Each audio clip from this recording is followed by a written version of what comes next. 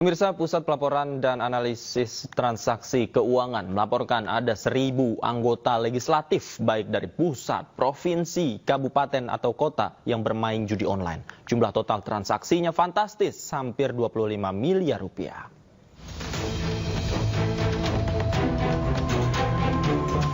Dalam sidang DPR RI bersama PPATK menunjukkan fakta yang menarik.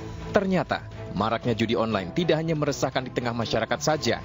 Di legislatif tercatat ada 1.000 oknum anggota DPR yang bermain judi online dengan total jumlah transaksi hampir mencapai 25 miliar rupiah. Seperti Pak Habibur Rahman tadi, apakah ada legislatif pusat dan daerah? Ya, kita menemukan itu lebih dari 1.000 orang, Ya. Oke. Pak, jadi gini Pak Ivan, ya. Kan datanya ada nih Pak. Ya. Datanya ada, profesi legislatif datanya ada. Ya. Mungkin terkait DPR RI, kan kita ada MKD DPR. Ya. Saya anggota MKD juga Pak kebetulan. Di sini ada Pak pimpinannya, ada nggak? Ya, kita minta tolong dikasih aja ke MKD Pak, biar kita bisa lakukan penyikapannya seperti apa nanti. Ya, nanti akan kami kirim surat. Jadi ada lebih dari 1.000 orang itu DPR, DPRD sama sekretariat kesekjenan ada. Lalu transaksi yang kami potret itu lebih dari 63.000 transaksi yang dilakukan oleh mereka-mereka itu, dan angka rupiahnya bisa saya sampaikan? Jumlah totalnya. Angka rupiahnya hampir 25 miliar di masing-masing. Transaksi di antara mereka dari ratusan sampai ada miliaran, sampai ada satu orang sekian miliar. Orang sampai bisa 25 miliar begitu? Enggak, agregat secara keseluruhan. Itu deposit. Jadi kalau dilihat dari perputarannya sampai ratusan miliar juga. Pimpinan, saya usul ini pimpinan, karena ini menyangkut juga para wakil rakyat. Tadi sudah disampaikan pimpinan, sebaiknya hari ini atau kita putuskan MKD yang memanggil PPATK ke MKD untuk menjelaskan secara terbuka di sana. Terima kasih. Data dari PPATK ini mendapat kritikan tajam dari peserta sidang. Para anggota legislatif merasa tidak adil jika hanya DPR yang dikritik.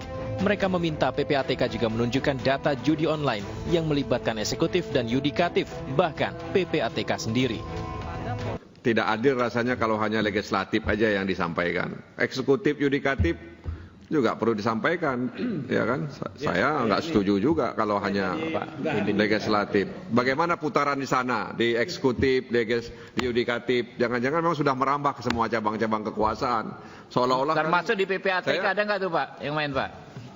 Di PPATK Alhamdulillah nggak ada. Alhamdulillah nggak ada. Setuju pimpinan, setuju. Saya kira eksekutif juga. Sedikit orangnya, cuma 500 orang. Yudikatif juga. Dengan fakta PPATK ini, bagaimana caranya memberantas aktivitas ilegal ini jika benar judi online juga menyasar ke legislatif, eksekutif, dan yudikatif? Tim Liputan iNews melaporkan.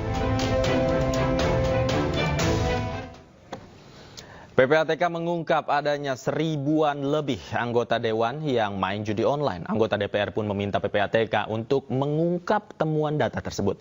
Bagaimana PPATK ungkap data tersebut dan apa langkah ke depannya? Untuk membahasnya sudah bergabung bersama kami melalui sambungan Zoom Kepala PPATK periode 2002-2011 Yunus Hussein. Dan kami juga telah mengundang dari DPR dan MKD, namun hingga saat ini belum ada yang bersedia untuk bergabung malam hari ini dalam diskusi kita. Saya langsung sapa Pak Yunus, selamat malam. Selamat malam. Pak Yunus, saya ingin mengawali dengan pertanyaan bagaimana metode yang dilakukan di PPATK untuk mengetahui aliran dana ini berasal dari judi online dan dilakukan oleh anggota legislatif. Apakah itu memungkinkan? Bagaimana mekanismenya ya? Ya, sebenarnya kan kalau di Undang-Undang 8/2010 itu ada pasal 67 dan pasal-pasal sebelumnya yang terkait ya, 66, 65, 64, dan ada juga terkait dengan Peraturan Mahkamah Agung nomor 1 tahun 2013 ya. Peraturan Mahkamah Agung nomor 1 2013 ada surat edaran juga. Di sana berkait juga dengan pasal 26 di mana bank bisa menunda transaksi ya. Kemudian PPATK menurut pasal sudah buat berita acara penundaan transaksi bank itu. Dia lapor PPATK, PPATK memeriksa kalau memang ada indikasi tindak pidana asal terjadi atau perjudian itu ya, pidana asal, dan TPPU, PPATK bisa menghentikan sementara transaksi. Jadi menghentikan sesuai dengan pasal 44 dan pasal 68, dihentikan terus diserahkan ke penyidik. Penyidik. Kalau penyidik di dalam waktu 30 hari orang yang diblokir, yang ditunda transaksinya tidak muncul-muncul, penyidik tanpa melalui jaksa penuntut umum bisa memohon ke pengadilan negeri untuk merampas rekening dan isinya itu ke negara. Nah, sebelum sampai ke sana, sesuai dengan pasal 70 juga Undang-Undang 8/2010, penyidik bisa menunda transaksi, bahkan bisa memblokir sesuai dengan pasal 71. Jadi kewenangan penyidik sudah cukup lengkap ya. Kalau perlu dia bisa sita sesuai dengan pasal 39 KUHP. Nanti akhirnya ujung-ujungnya kembali ke pasal 67 tadi, Undang-Undang TPPU, bahwa penyidik bisa memohon ke pengadilan agar rekening-rekening judi dengan segala isi-isinya, hasil-hasil perjudian oleh para penjudi dan bandar dirampas untuk negara. Itu boleh. Ada ketentuannya di undang-undang dan peraturan Mahkamah Agung. Oke, Pak Yunus, artinya ada laporan terlebih dahulu ke PPATK atau PPATK sudah mengetahui daftarnya siapa saja, kemudian menindaklanjutinya kepada bank yang bersangkutan? PPATK bisa memeriksa, di sini sebutkan dia bisa, PPATK bisa menerima laporan ya, bisa juga proaktif memeriksa ya. Kemudian setelah diketahui misalnya di bank itu ada transaksi perjudian, bank punya kewenangan sesuai dengan pasal 26 untuk menunda transaksi, kemudian dibuatkan berita acara oleh bank, ditunda, dihentikan transaksinya, dilaporkan ke PPATK. Ini yang jumlahnya sangat banyak. Oleh PPATK setelah diperiksa, lalu sesuai dengan pasal 44 dan pasal 62 bisa dihentikan transaksinya, di stop, dihentikan, seperti diblokir lah. Kemudian setelah didalami ada indikasi pidana, baru diserahkan kepada penyidik perjudian, yaitu kepolisian. Dan PPATK sudah menyerahkan, sudah cukup banyak laporan diserahkan ya. Ada, saya kira ada ribuan yang sudah diserahkan kepada Bareskrim yang saya dengar ya, yang menangani cybercrime ya.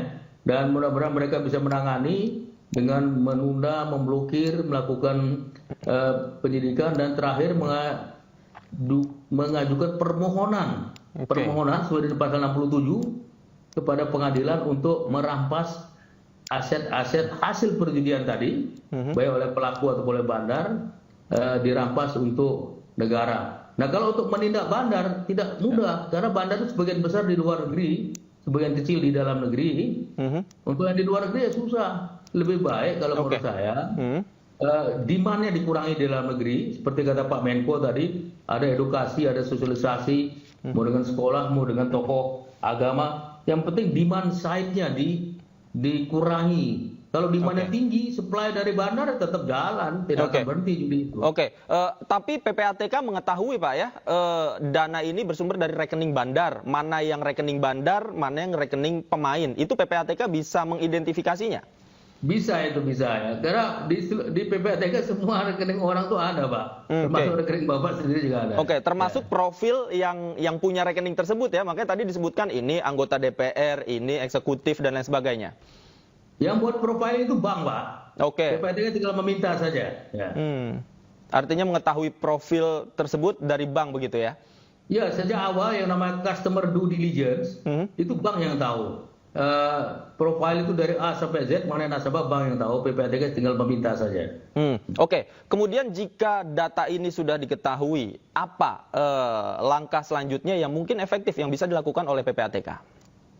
PPATK sudah lakukan pemeriksaan bahwa itu transaksi terindikasi perjudian, karena ada indikasi tindak pidana perjudian melanggar pasal 303 dan melanggar Undang-Undang ITE, itu indikasi pidana dan merupakan tindak pidana asal TPPU, dia bisa serahkan ke penyidik. Penyidiknya siapa? Ya kepolisian dalam hal ini. Dan sudah diserahkan. Sudah dilakukan penyelidikan oleh teman-teman dari Bareskrim, mungkin sudah penyidikan juga. Cuma kan masalahnya para pelakunya itu sebagian besar di luar. Menurut pasal 67, kalau orang itu tidak bisa dikejar, orang yang menghilang, aset-aset hasil tidak pidana perjudian ini bisa dimohonkan kepada pengadilan untuk dirampas untuk negara. Dulu pernah terjadi, BNN Jawa Timur mengejar gembong narkotik, asetnya lari ke Batam, lalu BNN Jawa Timur memohon ke Pengadilan Negeri Batam agar aset narkoba itu dirampas untuk negara. Dikabulkan dalam waktu seminggu oleh pengadilan sesuai dengan pasal 67 Undang-Undang TPPU. Nah ini seperti itulah jalannya. Baik, artinya 1.000 anggota legislatif yang ketahuan ini datanya bisa saja diperlakukan dengan hal yang sama pada saat Anda ceritakan kasus tersebut ya? Ya, kalau orang yang ada bisa diproses orangnya. Tapi kalau orang yang tidak ada, negara berperkara dengan aset, dengan uang. Uang itulah yang dirampas untuk negara. Ini namanya dalam bahasa Inggris non-conviction based asset forfeiture. Merampas aset tanpa perlu mempidanakan pelakunya. Masalahnya kalau pelakunya ada di Indonesia, yaitu masalah lain yang bisa diproses juga. Baik, kita tunggu nanti. MKD memproses tadi disebutkan. Iya, MKD sudah minta datanya dan kita lihat kelanjutannya nanti seperti apa, apakah diproses atau tidak begitu ya. Terima kasih Pak Yunus sudah bergabung bersama kami. Selamat malam. Sehat selalu Pak Yunus.